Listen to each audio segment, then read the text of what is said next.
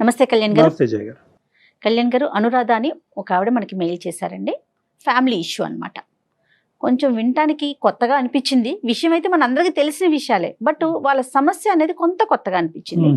So మీ సమాధానం కోసం మీరు ఎలాంటి సలహా ఇస్తారని చెప్పి వెయిట్ చేస్తూ ఉన్నారు. తప్పకుండా జయ గారు. కాల్ చేద్దామండి. చేయండి. మనం అన్ని తీసుకుంటున్నాం కదా జయ గారు. స్టూడెంట్ ఆస్పెక్ట్స్ తీసుకుంటున్నాం, ఫ్యామిలీ, కెరియర్ ఆస్పెక్ట్, లవర్స్ అన్ని తీసుకుంటున్నాం. అన్ని జోనర్స్ టచ్ చేస్తున్నామండి. మాక్సిమం అంటే మనం ఒక ఏరియాకి స్టిక్ ఆన్ అవుతున్నాం అనేటటువంటి ఇది కాకుండా. అవునండి. హలో హలో, అనురాధ గారండి? అవునండి నేను జయానండి, అందమైన జీవితం ప్రోగ్రామ్ నుంచి కాల్ చేస్తున్నాను. మేడం. చెప్పండి మేడం. నమస్తే అండి, బాగున్నారా? బాగున్నానండి, మీరు బాగున్నారా? బాగున్నానండి. మీరు మెయిల్ చేశారు. సో అవునండి నాతో పాటు డాక్టర్ కళ్యాణ్ చక్రవర్తి గారు కూడా ఉన్నారు. సార్. నమస్తే సార్. నమస్తే అమ్మా. నమస్తే అమ్మా. అను చెప్పండి అనురాధ గారు, మీ వయసు ఎంత, మీ సమస్య ఏంటో చెప్పండి. మీ కెరియర్ ఏంటి? సార్ నా 33 సార్ నా ఏజ్. ప్రెసెంట్ హౌస్ వైఫ్ గానే ఉన్నానండి. సో నా ప్రాబ్లం వచ్చేసి మా ఇంట్లో మా అత్త మామలకి 2 కొడుకులండి. ఓకే. సో పెద్ద ఆయన వాళ్ళ వైఫ్, నేను, మా హస్బెండ్, మా వారు 2వ వారు. So okay. ఉండేవాళ్ళము. ఇవి రెండు అయితే కోడలు. రీసెంట్ గా ఏం జరిగిందంటే మా మామయ్య గారికి కిడ్నీ ప్రాబ్లం వచ్చింది. ఓ కిడ్నీ ప్రాబ్లం రావటం వల్ల 2 కొడుకులను చెక్ చేస్తే మా బావగారిది మా మామయ్యకి సెట్ అయిపోయింది కిడ్నీ. మ్యాచ్ అయింది. ఓకే. అయితే ఇప్పుడు మా తోటికోడలు అనేది ఏంటంటే, ఆస్తి వచ్చేసి మొత్తం ఏదైతే ఉందో మాకు 2 ఎకరాల పొలము, 2 ఇల్లు ఇవన్నీ ఉన్నాయండి. మొత్తం ప్రాపర్టీ కలిపినా కూడా 8 crores మా వాల్యూ. సో మా బావగారి కిడ్నీ మా మామయ్య గారికి సెట్ అయింది కాబట్టి మా తోడుకోడలు ఏమంటున్నారంటే, మేము కిడ్నీ ఇస్తాము కానీ ఉన్న ఆస్తి మొత్తం మాకే ఇవ్వాలి, మాకే రావాలి.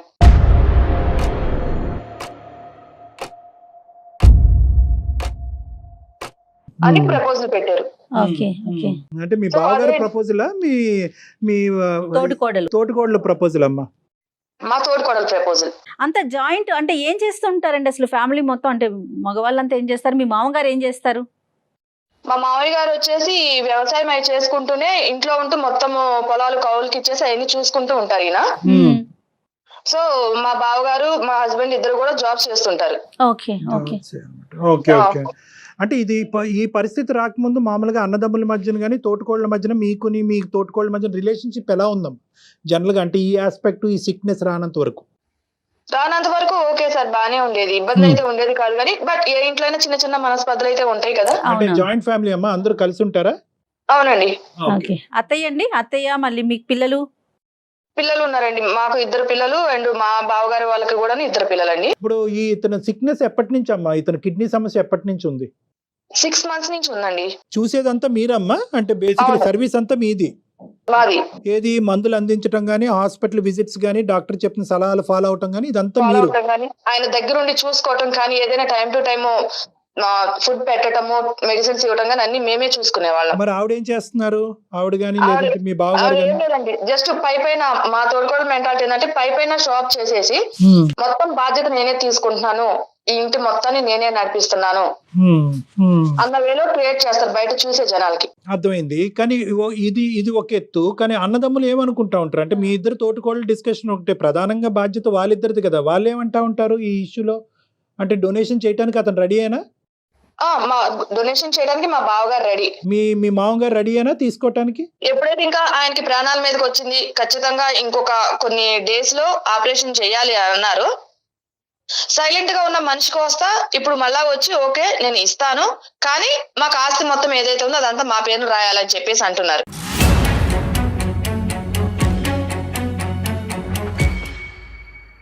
అంటే ఏంటి ఇప్పుడు అతని మాట, లేదంటే ఈవిడ నూరు పోసిందా? అంటే ఏమంటున్నారు మీరు? మీ కో సిస్టర్ ఏమన్నా ఉండిందా? అవును, మా కో సిస్టర్దే సార్. ఎందుకంటే మా బావగారు అంత ఇది లేదు, మొత్తం ఆమె గుప్పట్లోనే ఉన్న మనిషి. Right. మా తోడుకోడలు ఏది చెప్తే అది చేస్తారు. రైట్. మరి చిన్న కొడుకు అన్యాయం అయిపోతున్నాడు అనే బేసిక్ ఫీలింగ్ రావట్లేదా వాళ్ళకి? హెల్త్ అనే దాంతో పోల్చుకున్నప్పుడు? లేదండి, మా అత్తగారు కూడా ఏం ఆలోచిస్తున్నారంటే, ఆమె ఒక లేడీగా మా మామగారు ప్రాణాపాయాల నుంచి బయటపడితే చాలు అన్న ఉద్దేశంలో ఆమె ఆలోచిస్తున్నారు. కానీ ఇక్కడ కొడుకు ఏమవుతాడు, కొడుకు పరిస్థితి ఏంటి, కొడుకు పిల్లల పరిస్థితి ఏంటి? ఇప్పుడు ఎలా ఉందమ్మా ఇంట్లో వాడి వేడి ఎలా ఉంది? వాడి వేడి ఏం లేదండి, ఎవరెన్ని చెప్పినా ఎవరెన్ని చేసినా మాకు ఆస్తి ఇస్తే మేము కిడ్నీ ఇస్తాము, ఇంకా వాళ్ళు వేరే ఎవరి మాట కూడా వినట్లేదు మా తోడుకోవాలి. చూడండి భయం వేస్తుందమ్మా నిజంగా.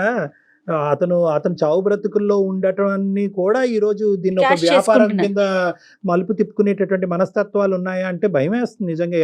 ఎలాంటి కాలం ఇప్పుడు ఏంటంటే ఆవిడ ఏమంటదమ్మా ఇప్పుడు అదే డీలా అంతే ఇంకేం లేదు.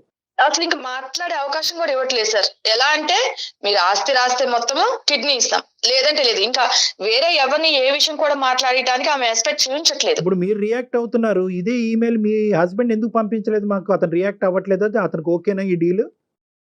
ఆయన ఓకే సార్, కానీ తండ్రి కదండి. వీళ్ళు సొంత అన్న తండ్రి కాబట్టి వీళ్ళు ఏం కదా. మాట్లాడలేకపోతున్నారు. సో అటు అన్న అటు తండ్రి ప్రాణం కోసం కదా. అంటే కాదు, అంటే ఇప్పుడు ఓకే తండ్రిని కాపాడుకోవాలి అనేటటువంటి ఆలోచన కరెక్టే, దానివల్ల మీ హస్బెండ్ మాట్లాడలేకపోతున్నారు అన్నది అర్థం అవుతుందమ్మా. కానీ అవును. రేపొద్దున ఏంటి ఇంత చిల్లర డీల్ చేస్తున్నారు ఏంటి వీళ్ళు అనేటటువంటిది అతను కోపంగా లేదా? బ్రదర్ని నిలదీయలేదా? ఏంటి అన్నయ్య ఇది తప్పు కదా అని అనలేదా? నిలదీయలేకపోతున్నారండి, ఎందుకంటే అన్నయ్య ఉన్న సిచ్యువేషన్ తెలుసు.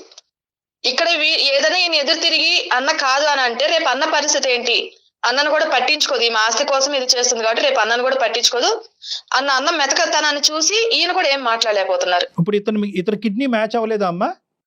లేదండి, మా హస్బెండ్ కిడ్నీ మ్యాచ్ అవ్వలేదు. మ్యాచ్ అవ్వలేదు. ఒకప్పుడు మ్యాచ్ అయ్యి ఉంటే కనుక ఇతను కూడా ముందుకు వచ్చి ఉండేవారు అవును, డొనేట్ చేయడానికి వితౌట్ ఎనీ అడిగారు. డీల్స్. మా హస్బెండ్ కూడా అడిగారు, సార్ ఒకసారి చూడండి, ఫస్ట్ అనేది కూడా మా హస్బెండే, నా కిడ్నీ అంటే మ్యాచ్ ఏదైనా చూడండి, మా నాన్నగారికి నేను ఇస్తాను అని చెప్పారు. కాదమ్మా, ఈ రోజు మీరు మాకు ఈమెయిల్ పంపించడానికి ప్రధానమైన కారణం ఏంటమ్మా? ఆవిడ అంత బలంగా డీల్ క్లోజ్ చేసినప్పుడు మా దగ్గర నుంచి మీరు ఏమి ఎక్స్పెక్ట్ చేస్తున్నారు అనురాధ గారు? మా పిల్లల కోసం మా బావగారు వీళ్ళందరూ ఉన్నారు కాబట్టి ఎటు నుంచి ఏ సమస్య రాకుండా మీరు ఏదన్నా తగిన సలహా ఇస్తారు. ఆమెకి ఎవరి మాట వినే సిచ్యువేషన్ లేదు. మేము ఎవరినైనా కూర్చోబెట్టి పెద్ద మనుషులు కూర్చోబెట్టి మాట్లాడాలన్నా కూడా వినే సిచ్యువేషన్ లేదు. పెద్ద మనుషుల మాట కూడా ఆవిడ వినట్లేదు. ఇప్పుడు ఎంత టైం ఉందమ్మా మనకి ఈ డిస్కషన్ కి? ఇప్పుడు ఇది ఇంపార్టెంట్ కదా, అతని ప్రాణం కంటే మించింది ఏదీ లేదు. అవును, ఎంత వయసు ఉండొచ్చమ్మా మీ మామగారికి? మా మామగారికి 69 ఉంటాయండి. 69 years. ఇప్పుడు ఎంత టైం ఉందని చెప్పారు డాక్టర్స్? అంటే ఎంత టైం లోపల మనం సర్జరీకి వెళ్ళాలి, ఐ మీన్ ట్రాన్స్ప్లాంటేషన్ ట్రాన్స్ప్లాంటేషన్. కి వెళ్ళాలి? 1 week అండి. అబ్బో, అయ్యో, కాబట్టి ఆమె ఇంత గట్టిగా కూర్చున్నారు. అది థ్రెట్ ఇది. లిటరలీ చెప్పాలి అంటే ఇది ఒక బ్లాక్ మెయిల్, థ్రెట్ అనుకోవచ్చు. బెదిరింపే. రెడ్ మీద టైం ఎక్కువ లేదు, తక్కువ టైమే ఉంది.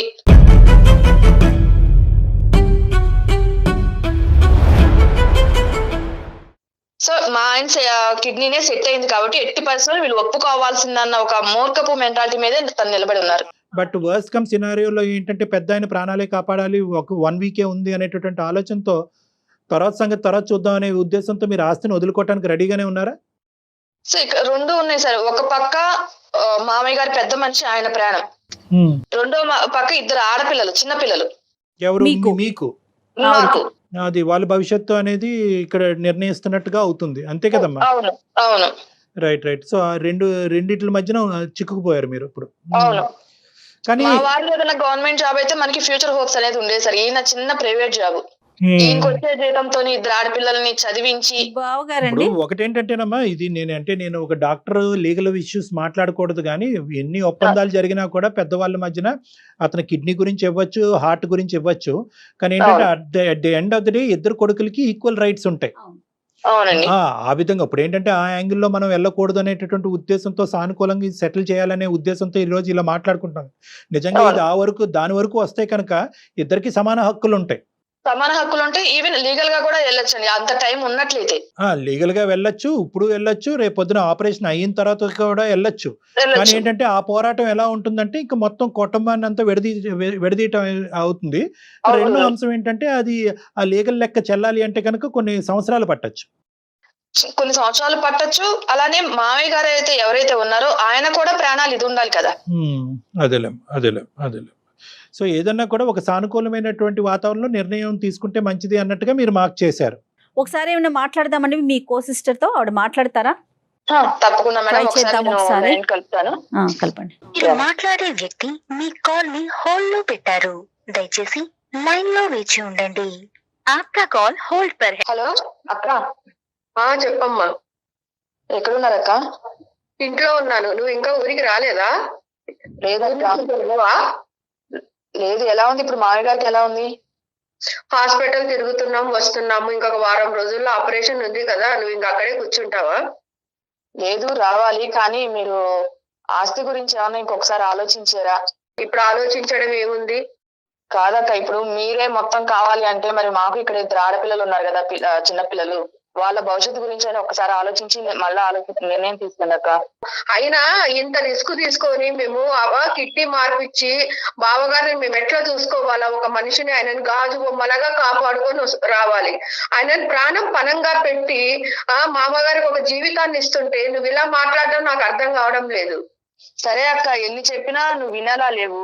అందుకే అందమైన జీవితం అనే ప్రోగ్రామ్ నేను మెయిల్ పెట్టాను మన ఇష్యూ గురించి, మన సమస్య గురించి. వాళ్ళెందుకమ్మా, అత్తయ్య గారు అన్ని నిర్ణయం తీసుకున్న తర్వాత మళ్ళీ మాట్లాడడం. నమస్తే అమ్మా. నమస్తే అండి, నేను జయానండి, అందమైన జీవితం ప్రోగ్రాం నుంచి. సారీ అండి, మీకు తెలియకుండా తను జస్ట్ మీ సమస్యని ఒక పరిష్కారం కోసం అన్నట్లుగా మాకు ఒక మెయిల్ చేశారు. నమస్తే అమ్మా, గాయత్రి గారమ్మా, మీ పేరమ్మా? నమస్తే సార్, నా పేరు గౌతమి సార్. గౌతమి, సారీ గౌతమి గారు. అమ్మ, ఇప్పుడు చూడండి, మీకు ఇదేంటంటే వారం రోజుల్లో సర్జరీ పెట్టుకుని ఇదంతా చాలా అసందర్భంగా మీకు అనిపించవచ్చు. కానీ ఏంటంటే ఎంతమంది పెద్ద మనుషులు వచ్చినా చెప్పినా కూడా నాకు అతని ప్రాణాలు ఎంత ఇంపార్టెంటో ఇక్కడ నాకు రావాల్సినటువంటి మొత్తం షేర్ అంతా నాకే రావాలి అనేటటువంటి అభిప్రాయం. ఎందుకంటే మా హస్బెండ్ రిస్క్లోకి వెళ్ళి అతను డొనేట్ చేస్తున్నాడు అనేటటువంటి ఆలోచన మీకు ఉన్నా కూడా కొంతమంది చూసేటటువంటి ప్రేక్షకులు కానీ నాలాంటి వాళ్ళు కానీ అవును కదా, అతను కూడా ప్రాణాలకు పణంగా పెట్టి ఒక కిడ్నీ డొనేట్ చేయటం, రేపొద్దున ఇతని కిడ్నీకే ఏదైనా ప్రాబ్లం వస్తే కనుక ఈ పిల్లల భవిష్యత్తు ఏంటి అనే పరిస్థితి ఏర్పడటం వల్ల అతను బహుశా ఇది ఆస్తికి ముడిపెట్టచ్చు అనేటటువంటి ఆలోచన ఉన్నా కూడా ఎక్కడో ఇది సిచ్యువేషన్ని అడ్వాంటేజ్ తీసుకుని మీరు దీన్ని ఒక వ్యాపార రీత్యా ముందుకెళ్తున్నట్టు నాకు అనిపిస్తుందమ్మా. అంటే ఈ వర్డ్ నాకు, అంటే మీరు ఎంత సేవ చేస్తున్నారు మీ మామగారికి, మీరు ఎంత ముందుకు రావాల్సింది వచ్చింది. ఎందుకంటే ఎంత తండ్రి అయినా కూడా డొనేట్ చేయటం అనేటటువంటిది ఒక పెద్ద ప్రక్రియ. ఎందుకంటే డోనర్కి రెసిపియంట్కి ఈక్వల్గా హెల్త్ రిస్క్ ఉంటుంది. ఇతనికి ఎనస్థీషియాలోకి వెళ్ళాలి, రేపొద్దున ఇతనికి ప్రాబ్లం వస్తే కనుక ఇంకో సమస్య రావచ్చు, ఇలాంటి రకరకాలు ఉంటాయి. సో ఇక్కడ మీరు చేసినటువంటి సాక్రిఫైస్ ఎంత గొప్పగా మాట్లాడుకోవచ్చో, మీరు అడిగినటువంటి డిమాండ్ వల్ల మీరు మిమ్మల్ని అంత కిందకి దిగజార్చుకున్నారు అనేటటువంటి అభిప్రాయం నాకు కలుగుతుందమ్మా. ఇదేదో డీల్ కుదుర్చుకున్నట్టు అనిపిస్తా ఉందండి వింటుంటే. లేదు మేడం ఆ మాట అసలు అనకండి. మీకు తెలియని ఒక విషయం చెప్పమంటారా? తను నా తోడుకోడలే కాకుండా నా సొంతం చెల్లెలు కూడా మేడం. మేము ఇద్దరం ఒకింటి నుంచి ఇక్కడ వచ్చినాం మేడం.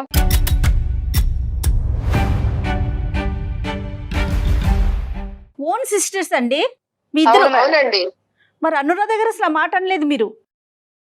నేను అనకపోవడానికి ఇక్కడ ఒక రీజన్ ఉంది మేడం. తిను ఏదైతే ఆస్తి కోసం పోరాడుతుందో అంతకుముందు మా పుట్టింటి వాళ్ళతో కూడా మాకు రావాల్సిన డబ్బులు ఏదైతే ఉన్నాయో అవి కూడాను నేను పెద్ద కూతురుగా నేను బాధ్యతలు తీసుకున్నప్పుడు నువ్వు అన్ని కూడా తనకే ఇస్తారు, తనకే చేస్తారని ఈవెన్ మా తల్లిదండ్రుల మీద కూడా గొడవ పెట్టుకొని వచ్చిందండి.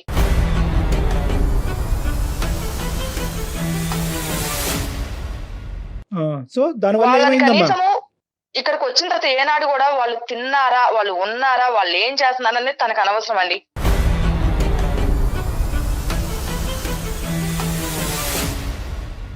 సార్ ఎనస్థీషియా ఇచ్చిన తర్వాత ఆయన ఒక పేషెంట్ లాగా అయిపోతాడు. ఇంకా ఎవరు సార్ మాకు చేసేవాళ్ళు?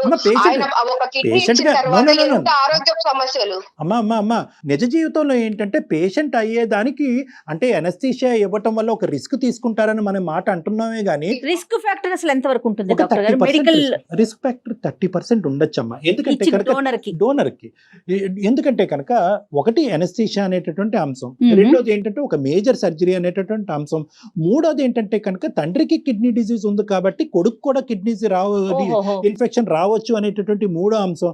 నాలుగో అంశం ఏంటంటే 2 కిడ్నీలు ఉండేటటువంటి వ్యక్తి ఒక కిడ్నీ పోయినా సర్వైవ్ అవ్వచ్చేమో కానీ ఇప్పుడు పెద్ద ఆయన ఒక కిడ్నీ డొనేట్ చేస్తే కనుక ఇతను సింగిల్ కిడ్నీతో పోరాడాలి. సో సో రిస్క్ అయితే మాత్రం ఒక 30% ఉంది అని మనం చెప్పుకోవచ్చు. కానీ దాన్ని డొనేట్ చేయటం వల్ల ఆ రోజు నుంచే డొనేట్ చేసిన రోజు నుంచే ఇతను పేషెంట్ అయిపోతాడు కాబట్టి బెడ్ రిడెన్ అయిపోతాడు అంటానికి లేదు. అతనికి కంపెన్సేషన్ గా మొత్తం ఆస్తి అంతా నాకే ఇచ్చేయాలి అనేటటువంటిది అది దుశ్చర్య, అది కరెక్ట్ కాదు. అది నేను ఆవిడకి అర్థమయ్యేటటువంటి విధంగా చెప్తున్నాను.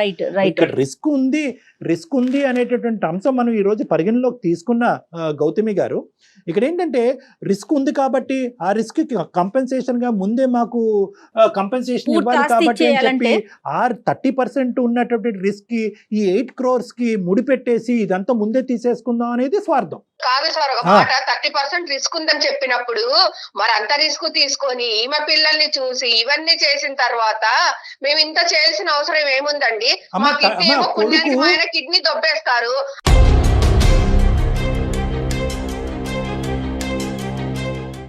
మా మరిది అసలు నోట్లో నాలుక లేనోడండి, ఈమె కొంగున కట్టుకొని తిరుగుతుంది, మీకు తెలియట్లేదు. ఎందుకు వచ్చిన కర్మ అండి ఇదంతా? ఎందుకు వచ్చిన బాధ? ఉన్న వాళ్ళు ఉంటారు, లేని వాళ్ళు లేకుండా పోతారు, అంతే. కిడ్నీ ఇచ్చేయడమే ఆపేస్తాను నేను.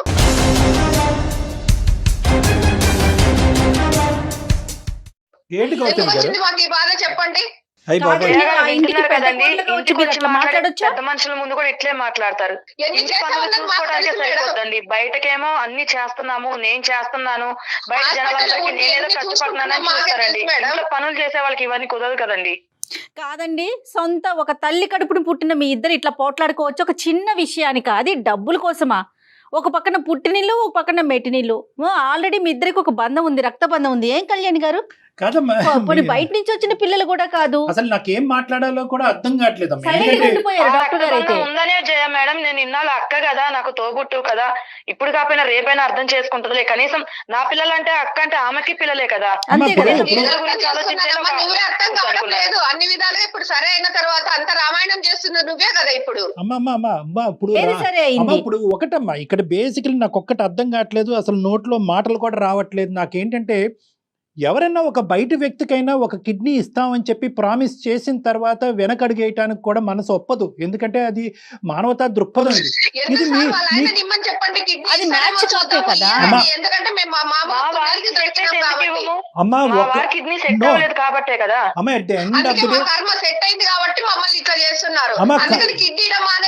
ఇది ఆశల సమభాగం తీసుకుంటారు. ఎవరికి ఎంత వస్తే అంతే ఇస్తారు కదా. వచ్చిన తలనొప్పి. గౌతమి గారు ఆ పెద్ద ఆయన ఈ మాటలన్నీ వింటే కనుక వారం రోజుల తర్వాత సర్జరీ కూడా వద్దు, ఈ క్షణాన్ని నేను చచ్చిపోతానని అంటాడు అతను.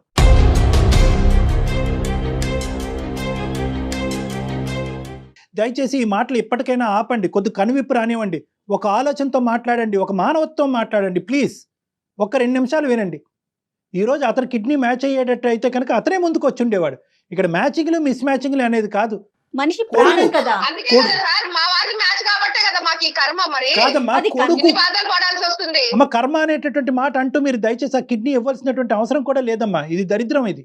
ఎందుకంటే కనుక ఆ కర్మ అనుకునేటటువంటి ఆలోచనతో మీరు మీ ఆయన ముందుకు వచ్చి కిడ్నీ ఇచ్చినా కూడా మ్యాచ్ అయినటువంటి కిడ్నీ మిస్ మ్యాచ్ అవుతుందేమో. అది బాధ్యత కాదా మీకు? ఎందుకంటే ఇవ్వటం అనేటటువంటిది కేవలం శారీరకమైనటువంటి మ్యాచింగ్ ఒకటే కాదమ్మా, సైకలాజికల్ మ్యాచింగ్ అనేది కూడా ఇవ్వాలి, ఉండాలి. అక్కడ ఇచ్చేటటువంటి వాళ్ళు అమ్మ, ఇచ్చేటటువంటి వాళ్ళు బాధ్యత అంటే ఏంటక్క? 8 కోట్ల ఆస్తి వచ్చేటప్పుడు కిడ్నీ ఇస్తారు, అదే ఆస్తి రాకపోతే కిడ్నీ ఇవ్వరు. ఇదేనా మీ బాధ్యత?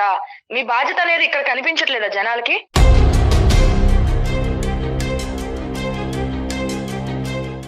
అందరికి తెలుసు, జనాలకు బాధ్యత తెలుసు అమ్మా. నీకు తెలియకనే ఇదైపోతున్నావు. మా బాధ్యత, మేము ఎన్ని బాధలు పడుతున్నావు అన్నది. పొద్దున్న లేచినప్పటి నుంచి హాస్పిటల్లో ఉండాలి, ఇటు భర్తను చూసుకోవాలి, మా ఆయనకు నానా టెస్టులు చేస్తున్నారు, పిల్లల్ని చూసుకోవాలి, ఈమె పిల్లల్ని చూసుకోవాలి, ఎన్ని చూసుకోవాలి, అత్తగారికి సర్ది చెప్పాలి, ఆమె పిల్లలు చూసుకునేటప్పుడు నువ్వు ఆలోచిస్తావు కదా. కాదమ్మా, పిల్లల గురించి ఆలోచన రావట్లేదు. అనురాధ ఇప్పుడు ఒకటి ఇక్కడ ఏంటంటే ఆవిడ ఎప్పుడైతే కనుక కిడ్నీ ఇవ్వటానికి డబ్బులకి ఆస్తులకి ముడిపెట్టిందో ఆవిడ ఆటోమేటిక్ గా చెడు అనే కేటగిరీలోకి వెళ్ళిపోయింది. కానీ ఇక్కడ ఆవిడ చెప్పేటటువంటి ఒక వ్యాలిడ్ పాయింట్, మిమ్మల్ని అడగవలసినటువంటి ఒక ముఖ్యమైనటువంటి అంశం ఏంటంటే, ఇంట్లో ఇంత స్ట్రెస్ టెన్షన్ ఉన్నప్పుడు, ఆవిడ అంత కష్టపడుతున్నప్పుడు మీరు ఎందుకు ఆ బాధ్యతను పంచుకోవట్లేదు? పోనీ హాస్పిటల్ పరమైనటువంటి అంశాల్లో మీరు అది చేసుకోలేనప్పుడు అట్లీస్ట్ కుటుంబానికి సంబంధించినటువంటి బరువు బాధ్యతలు మీరు చేపట్టచ్చు కదా. ఏ రోజు వచ్చి వంట చేయదండి, ఏ రోజు వంటగదికి వచ్చి వంట చేయదు. ఆమె పిల్లలు కానీ కనీసం అని అంటే తెలుసా, పెద్దమ్మని నా దగ్గరికి పరిగెత్తుకుంటూ వస్తారు. ఏదైనా కావాలంటే వాళ్ళు నన్నే అడుగుతారండి. నిద్ర మంచం లేస్తే పిల్లలు నా దగ్గరికి వస్తారండి, నన్నే ప్రతి ఒక్కటి అడుగుతారండి. మీరు రెస్పాన్సిబిలిటీ వంట చేయనీకి పిల్లలు వస్తారంటుంది కదా. వంట చేయకపోవడానికి కారణాలు ఏంటంటే, కూరగాయలు కోసి ఇచ్చి మొత్తం సిద్ధంగా పెట్టేది నేను వండాలి, నేను వంటే నలుగురు తినాలి, ఈ అమ్మాయి చేస్తుంది వంట చేస్తుంది అనిపించుకోవాలా. నా పిల్లలు పెద్దమ్మ అది అంటే మొత్తం బీరువా తాళాలు గాని, డబ్బు వ్యవహారాలు గాని అన్ని ఆమె నడపాలి.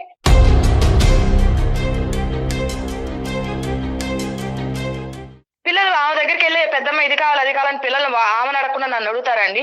వంటగదిలో కూడా అంతే, కూరగాయలు కానీ వంటగదిని శుభ్రం చేసి కానీ కూరగాయలు కట్ చేయడం కానీ మొత్తం నేను చేసిస్తే చివరిలో వచ్చి తాలింపు వేసి వంటగదిలో నేనే కష్టపడిపోయాను అనేది మా అత్త మామల ముందు బిల్డప్ ఇవ్వాలండి.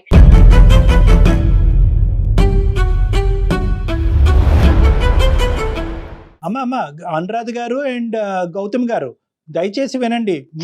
మీ తోటికోడలు ఎంత దారుణంగా మాట్లాడుతుందో లేదు. చూశారు కదా సార్ మీరు. ఏ- ఇంత దారుణంగా మాట్లాడడం ఎక్కడైనా చూసారా? ఎవరు తక్కువ తెలియలేదమ్మా, ఎవరు తక్కువ తెలియలేదు. అనురాధ గారు గౌతమ్ గారు పెద్ద కోళ్ళు చిన్న కోళ్ళు అక్క చెల్లు ప్లస్ సొంత అక్క చెల్లు ఇంతకంటే దరిద్రమైన ఇంకెక్కడ మేము చూడలేదమ్మా. సార్ ఈమెకన్నా ముందు నుంచి నేను చేస్తున్నానంటే ఇవన్నీ నేను ఒక గాడిని పెట్టుకొని వస్తే కదా సార్ అవుతున్నాయి పనులన్నీ. చెప్పండి, అమ్మ మీరు చెయ్యండి ఏమన్నా అవుతాయా చెప్పండి. మీరు అక్క చెల్లెలు అవుతేనే ఈ స్థాయిలో కొట్టుకుంటున్నారు.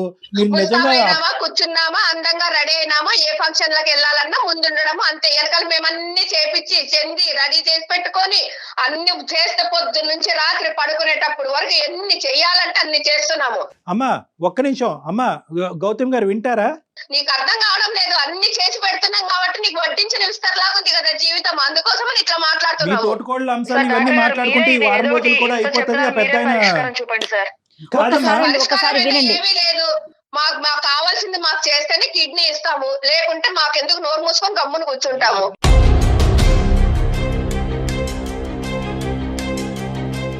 నీ కిడ్నీ ఇవ్వాల్సిన పరిస్థితి వస్తే ఇంకెంత రెచ్చిపోయేదాను. అతని కిడ్నీ కాబట్టి సరిపోయింది. అది కాదమ్మా గౌతమి, ఒక్క నిమిషం అంటే అమ్మా. కాదు సార్, నేను వేరు మా వారు వేరే అవుతారా సార్? అలా కాదమ్మా. మరి ఆయన తండ్రి కాదమ్మా, అమ్మా. తండ్రి కాదా, బాధ్యత లేదా అతనికి? అవునండి, మరి మా వారికి ఒకటే తండ్రి కాదు కదా వారు. ఈమె కూడా మామగారు కదా, వాళ్ళ భర్త కరెక్టేనమ్మా, కూడా తండ్రే కదా. వాళ్ళ హస్బెండ్ కిడ్నీ అది మ్యాచ్ కావట్లేదు కదా. ఒకటేమో కుక్కిన పెయిన్ లాగా కూర్చొని చేయకుండా చడి చప్పుడు లేకుండా చెప్పేసి మా పెత్తనాలు జలాయిస్తుంది ఇప్పుడు. కాదమ్మా, అక్క, నువ్వు కాదు చేసేవన్నీ గౌతమి నా గారు, మీద ఎందుకు నెడుతున్నావు? గౌతమి గారు, చెప్పక్క. గౌతమి గారు, గౌతమి ప్లీజ్ గారు, ప్లీజ్. ఇది ఒకటమ్మా. వాళ్ళకి అవకాశం రాలేదు, మీకు అవకాశం వచ్చింది. ఇది ఒక పుణ్య కార్యక్రమం కింద చూడండి అమ్మా. పెద్ద ఆయనకి దానం చేయటం అనేటటువంటి దయచేసి వ్యాపార దృక్పథంతో చూడకండి. అంత పుణ్యాలు చేసి మా ఆయన ఆరోగ్యాన్ని తృణప్రాయంలో పణంగా పెట్టేసి మేము అంత పుణ్యకార్యాలు చేసేసుకునేంత సాహసం మాకు లేదు సార్.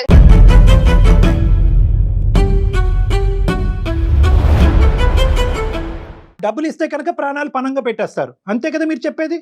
8 కోట్లు మొత్తం ఆస్తి అంతా కూడా మీరు మింగేస్తే కనుక ఒక మనిషిని కాపాడుతున్నారు కదండి ఎవరు కాపాడుతున్నారమ్మా? వారు.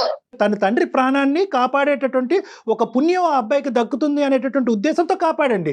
కాపాడుతున్నాడు కాబట్టి మొత్తం ఆస్తి అంతా కదా సార్. ఇంకా అంతకు మించి గౌరవం మాకు ఇయ్యాలా? ఇంకా మమ్మల్ని అదేమో అంటారు చూసినారు, మమ్మల్ని నెత్తిన పెట్టుకొని పూజించుకోవాలా వాళ్ళు? అమ్మ ఖచ్చితంగా జరుగుతుందమ్మా, తీసుకుంటున్నప్పుడు ఖచ్చితంగా జరుగుతుందమ్మా. నెత్తిని పెట్టుకుని పూజించడం అనేది జరుగుతుందా, ఏం జరుగుతుందా అన్నది తర్వాత చూద్దాం. కానీ ఈ రోజు ఎప్పుడైతే కనుక మీరు కిడ్నీ ఇస్తున్నాం కాబట్టి మొత్తం ఆస్తి అంతా మాకివ్వండి అనేటటువంటి మాట పొక్కి రేపొద్దున బయటకు వెళ్తుందో మీకు ఉన్న పరువు కూడా పోతుందమ్మా. మీ పిల్లలు కూడా రేపొద్దున మిమ్మల్ని గౌరవించరు.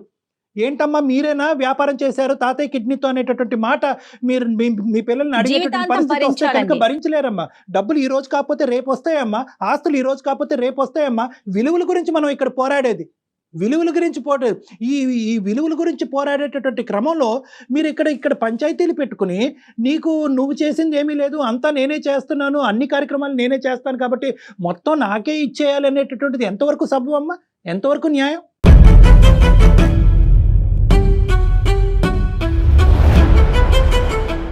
అతను పోతే పోయాడు, మేము కిడ్నీ మాత్రం ఇవ్వము, ఆస్తి వస్తే కనుక అతను బతికించుకుంటా, లేదంటే అతను చచ్చిపోవటానికైనా అతను కొరువు పెట్టడానికైనా మేము రెడీ అనేటటువంటి పదాలు మీరు వాడుతుంటే మానవత్వం ఏ దిక్కుతోచని పరిస్థితికి పోతుంది అనేది భయం వేస్తుందమ్మా.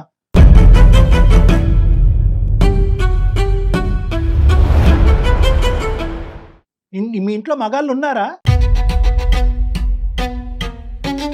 కొడుకులు ఉన్నారా? మీ ఆడవాళ్ళు నోరులు మూయించరా? మీ నోర్లు మూయించరా? వాళ్ళకి వ్యక్తిత్వం లేదా? అన్నదమ్ములు ఇద్దరు కలిసి కట్టుకు వచ్చి తండ్రి ప్రాణాలను కాపాడాలని ముందు చూపుతో ముందుకెళ్ళి మీ ఆడవాళ్ళని మీ నోట్లకి టేపులు వేస్తే కనుక మేము ఈ దరిద్రం వినవలసినటువంటి అవసరం కూడా మాకు లేదు. మీకు అసలు ఏమన్నా బుర్రలు పనిచేస్తున్నాయమ్మా? మీ ఇద్దరు పంచాయతీలు మేము వింటూ కూర్చుంటే కనుక వారం రోజులు అయిపోతుంది, ఆ పెద్ద ప్రాణాలు గాలిలో కూడా కలిసిపోవచ్చు, మాకు తెలీదు. ఒక్కటే చెప్తున్నానమ్మా, ఈ రోజు మీ ఇద్దరు ఎదుర్కొంటూ ఉండే తక్షణ కర్తవ్యం ఒకే ఒక అంశం, ఈ సర్జరీ సాఫీగా ముందుకెళ్ళనివ్వండి. డొనేషన్ అనేటటువంటిది ఒక మానసిక పరమైనటువంటి అంశం. ఇద్దరు డోనర్ అండ్ రెసిపియంట్ అందరూ హ్యాపీగా ఉండాలి. ఒక వేదంతోనో ఒక భయంతోనో ఒక బ్లాక్మెయిల్తోనో ముందుకెళ్లేటటువంటి అంశం కాదు ఇది. ఎవరికి మంచి జరగదు. చేసేటటువంటి ట్రాన్స్ప్లాంట్ కూడా దిక్కుతోచినటువంటి పరిస్థితికి పోయి రిజెక్షన్ జరగచ్చు ఈ మానసిక ఒత్తిడి ఉంటే కనుక. Matching should be both physiological as well as mental. కాబట్టి దయచేసి మీ ఆడవాళ్ళని ఇద్దరు కూడా కాసేపు నోరు మూసుకుంటే కనుక తర్వాత జరిగేటటువంటి కార్యక్రమం ఏది ఉంటే కనుక ఈ ఆస్తులు ఈ గొడవలు ఈ అంశాలు ఏమన్నా ఉంటే కనుక ఒక సానుకూలమైనటువంటి వాతావరణంలో మనందరం కూర్చుని ఇంకొకసారి ఒక అవకాశం తీసుకుని మాట్లాడుకుందాం. మీ అభిప్రాయానికి అయితే నేను ఏకీభవిస్తాను డాక్టర్ గారు. నేను ఆలోచించుకొని చెప్తానండి. ఏం ఆలోచిస్తావు మా చెప్పు, నాకు తెలియక అడుగుతాను. ఏం ఆలోచిస్తావు తల్లి నువ్వు? ఇవ్వాలా లేదా అన్నది ఆలోచిస్తావు. దయచేసి ఆ మాట అనకమ్మా, భయం వేసేస్తుంది, గుండెల్లో రైలు పరిగెడుతున్నాయి.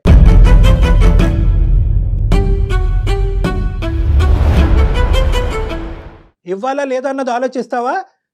ఏం ఆలోచిద్దాం అనుకుంటున్నారు మీరు? నా దగ్గరికి రావడానికి ఆలోచిస్తారా? లేదంటే వేరే పంచాయతీ పెద్దల సమక్షంలో కూర్చుని మాట్లాడేదానికి ఆలోచిస్తారా? లేదంటే వారం రోజుల్లో కిడ్నీ ఇవ్వాలా లేదా అని ఆలోచిస్తారా? ఫస్ట్ ఇస్తావా లేదా? ఇస్తాం సార్, ఓకే. ఇస్తాం సార్. ఇచ్చిన తర్వాత ఏం చేద్దాం? సార్ ముందైతే కిడ్నీ ఇవ్వమని చెప్పండి సార్. తర్వాత మీ దగ్గరకు వచ్చేసి మీ సమక్షంలోనే ఏదైనా రాతకోతలు ఉన్నా కూడా ఏదైనా ఫైనల్ డెసిషన్ ఉన్నా కూడా మీ సమక్షంలోనే ఒక మీ లాయర్ ఒక నిర్ణయంతోనే అడ్వకేట్ ని ముందుకెళ్తాం పెట్టుకొని, సార్. కాదమ్మా ఒక అడ్వకేట్ ని పెట్టుకొని ముందు డాక్టర్ గారు చెప్పినట్టు సజావుగా ఆ సర్జరీ ఏదో అయితే ఆ పెద్ద ఆయన కొంచెం ఊపిరి పీల్చుకుంటాడమ్మా. అది అయిపోయినాక కూర్చుందాం. అవును. డాక్టర్ గారు మీరు మీ తప్పకుండా ఫ్యామిలీ తరపున ఎవరైతే వాళ్ళు ఒక అడ్వకేట్ ని కూర్చోబెట్టుకొని ఎందుకంటే ఇది మాట్లాడదాం. ఇది ఏం ఏంటంటే కళ్యాణి గారు? Correct madam. ఎందుకంటే ఇది దురదృష్టం ఏంటంటేనమ్మా, ఇది ఇప్పుడు పాలు ఇప్పుడు పొంగిని మీ ఇద్దరి మధ్యన అక్కా చెల్లెల మధ్యన ఉండేటటువంటి విరుచుకుపడేటటువంటి ఈ పరిస్థితి దురదృష్టం కొద్దీ అతను కిడ్నీ డొనేషన్ అనేటటువంటి పరిస్థితి వచ్చినప్పుడు ఇది వచ్చింది. బెండకాయ ఆవిడ కట్ చేస్తుందండి, ఉప్పు నేనేస్తానండి, వాకిల్ ఆవిడ ఊడుస్తుందండి, కల్లాబు నేను జల్లుతానండి. ఏందమ్మా ఈ గోలంతా? లేదంటే ఇద్దరు పనులను పెట్టుకోండి, ఆ పనులకి ఇచ్చి పనులు చేసుకోండి, మీ ఇద్దరు సాఫీగా పెద్దవాళ్ళని చూసుకోండి. సో ఇవన్నీ కూడా మనం ఒక సానుకూలమైనటువంటి వాతావరణంలో కూర్చుని మాట్లాడుకుందాం. ఫస్ట్ నా విన్నపం మీరు నేను ఇందాక చెప్పినట్టుగా ఏంటంటే పెద్ద ఆయన సర్జరీ వరకు ఎటువంటి ఆటంకం లేకుండా, ఎటువంటి డిఫరెన్స్ ఆఫ్ ఒపీనియన్ లేకుండా మీరు చేయించడం అన్నది ఇంపార్టెంట్. దానికంటే ముందు నేను ఇంకోటి కూడా అంటాను, ఎలాగైతే మీరిద్దరు మాట్లాడారో ఒకసారి మీ భర్తలతో కూడా హస్బెండ్స్ కూడా నాతో ఒకసారి మాట్లాడిపించండి. ఎందుకంటే ఇక్కడ వాళ్ళు ఇద్దరికి ఒకరికి 4 లేదు అనుకున్నాం, ఇద్దరికి 4 లేదు అనిపిస్తుంది నాకు. ఈ టాపిక్ దయచేసి ఇక్కడతో ఎండ్ చేయండి. ఓకే అనురాధ గారు అండ్ గౌతమి గారు, ఓకే మేడం. వన్స్ సర్జరీ అయిపోయినాక మళ్ళీ మాట్లాడదామండి, ఒక్కసారి కూర్చుందాం. ఏమండి? సరే సరే మేడం. రైట్ Okay, అండి. good thank luck you so అమ్మా. Much. All the thank best. You. నమస్తే అండి. థ్యాంక్ యూ అండి. Thank you. నమస్తే అమ్మా. Okay madam. నాకైతే అసలు ఇది ఒక ఎండ్కి రాదు, అసలు పెద్ద అయిన జీవితం ఏమైపోతుంది అనిపించి అంతకన్నా ఆశ్చర్యం ఏంటంటే ఇద్దరు అక్కా చెల్లెళ్ళు. చాలా ఆశ్చర్యం వేసిందండి. ఒక ఇంట్లో పెరిగిన పిల్లలకి ఇలా ఉంటుందా? డబ్బుల పరంగా వచ్చేసరికి, అంటే ఆస్తి అనే విషయం అంశము తెర మీదకి వచ్చేసరికి ఇంకా సొంత అక్క లేదు, చెల్లి లేదు, అన్న లేదు, తమ్ముడు లేదు. అంతే కదండి? Money makes everything and money makes monkey things అంటారు కదా. ఇవేనేమో మంకీ థింగ్స్ ఇవన్నీ. ఏదేమైనా ముందు సర్జరీ అయిపోతే దాని తర్వాత కార్యక్రమం ఏదో మనం చూడొచ్చు. అవును మేడం. రైట్ కళ్యాణ్ గారు, నమస్తే. నమస్తే.